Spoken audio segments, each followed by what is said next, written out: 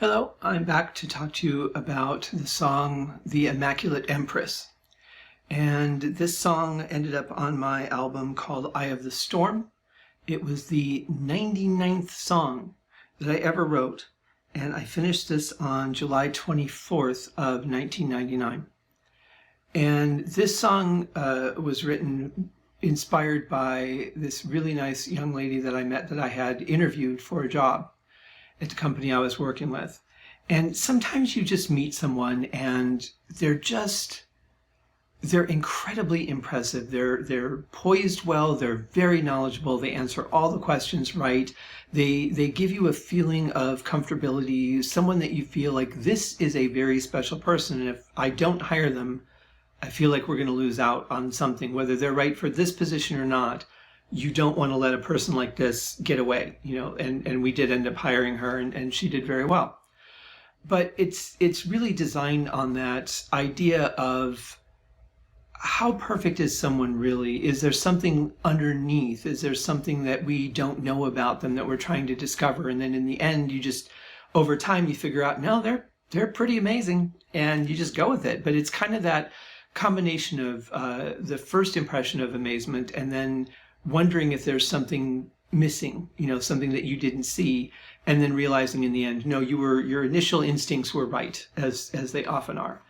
And I remember toiling a little bit with the guitar lead on this. It's played on a digital version of a 12-string guitar. I really liked the sound of it for this song because it's not just a straight acoustic. It just has this really nice blend of sound to it.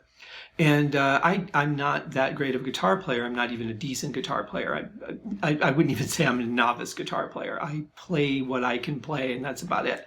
But I showed it to a friend of mine, and he said, don't worry about whether a guitar player can play it or not. That's their problem to deal with. They'll find a way to make it work. You just write what you want to write. And he told me that also on a song called Trail to Eternity, which I'll get to in a future album. But this was one of those things where I second guessed the playability of it because it sounded so simple, but I know that sometimes things that seem simple aren't necessarily playable by humans.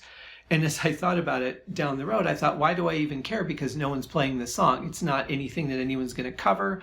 It's just a song I wrote. So all that matters is that the song sounds good. It has a good feel to it. It's mixed well. It's presented the way I want to present it and representing the idea that I had for the song, which I think it did. And being that it was my 99th, I think you can kind of see a little bit more of the technical side of my composing skills growing by this point, because I think there were some good things that I wrote in the beginning, but I was a lot more repetitive in the beginning, where here I'm doing different parts. I'm going into completely different sections.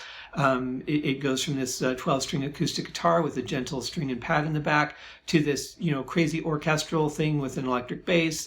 And it really just kind of runs a wide scope of sound, colors, and technical writing.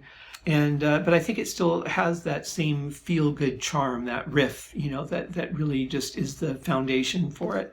So it's another one that I look back and I'm really happy with. And converting this one to digital was interesting because I had learned when I started reworking one of my symphonies, that I had made a huge mistake when I was writing on a digital keyboard, because the keyboard has notes that run from the top to the bottom. And in this case, I was writing on a 61 note keyboard and then a 76, and now I have a full 88. But what happens is the way that the keyboards are programmed is they'll play the sound from the bottom note all the way up to the top note because they're digitally created. They might sample one or two sounds and then they digitally recreate all the other notes. But that can often run, especially with orchestral instruments, can run well beyond the scope of what those real instruments can play. So in other words, a violin, which starts, more than halfway up the keyboard, from there almost all the way to the top, you could actually play notes that are more in the range of a cello. So as I've gone back and started converting some of these songs over to digital samples, I found that I have to rewrite parts of those because they don't fit within the range of that instrument. So sometimes I might split that between a cello, a viola, and a violin, or I might rewrite it because with those different sounds. With the actual depth of a cello, it sounds too deep for what I wanted and doesn't really work, so I might have to rewrite that part. With this one, I got kind of lucky because there was nothing that fell outside the actual instrument range. I was able to actually keep things in completely accidental because I hadn't discovered this yet when I wrote it. So I was very happy with that. Some of my symphonies that I've looked at reworking are going to take a massive amount of work, mainly because of that, and also because I think they're very repetitive and somewhat boring in spots. So it's one of those things where as a writer, you're like, but I want it to be at the level I'm writing at now. But you also kind of want to keep some element of that youthfulness, that innocence that you had when you wrote it. Apparently, I'm not innocent anymore.